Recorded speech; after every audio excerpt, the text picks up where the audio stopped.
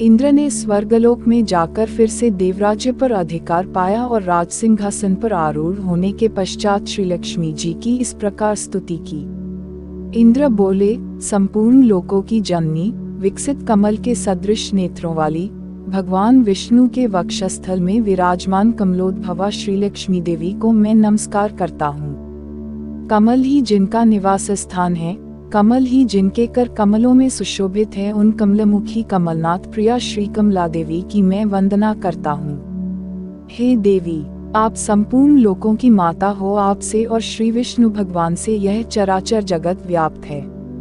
जिन मनुष्यों को आप छोड़ देती हो, उन्हें सत्य और शील आदि गुण भी शीघ्र ही त्याग देते हैं, और आपकी कृपा दृष्टि होने पर तो गुणहीन पुरुष भी शीघ्र ही शील आदि संपूर्ण गुण और कुलीनता आदि से संपन्न हो जाते हैं। हे विष्णु प्रिय, मुझ पर प्रसन्न हो और हम सभी को कभी न छोड़े। श्री पराशर जी बोले, हे द्विज, इस प्रकार सम्यक स्तुति किए जाने पर सर्वभूत स्थित श्री लक्ष्मी जी सब देवताओं के सुनते हुए इंद्र से इस प्रकार बोली। हे देवेश्वर इंद्र, मैं आपके इस स्तोत्र से अति प्रसन्न हूँ। आपको जो अभीष्ट हो वही वर मांग लो।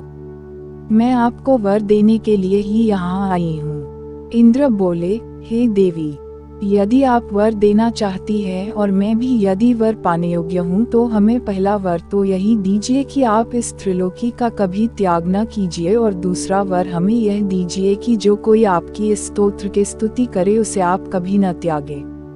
श्री लक्ष्मी जी बोली, हे देवश्रेष्ठ इंद्र, मैं अब इस त्रिलोकी को कभी न छोड़ूंगी।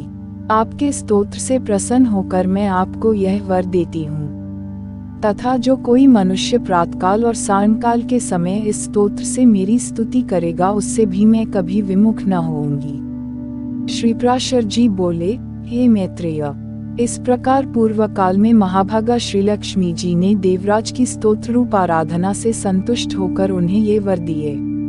लक्ष्मी जी पहले भर्गु जी के द्वारा ख्याति नामक स्त्री से उत्पन्न हुई थी, फिर अमृत मंथन के समय देव और दानवों के प्रयत्न से वे समुद्र से प्रकट हुई। इस प्रकार संसार के स्वामी देवाधिदेव श्री विष्णु भगवान जब जब अवतार धारण करते हैं, तभी लक्ष्मी जी उनके साथ रहती हैं। जब श्रीहरि आदित्य रूप हुए तो वे पद्म से फिर उत्पन्न हुई, तथा जब वे परशुराम हुए तो ये पृथ्वी हुई।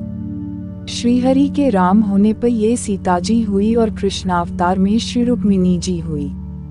भगवान के देवरूप होने पर ये दिव्य शरीर धारण करती है, और मनुष्य होने पर मानवी रूप से प्रकट होती है।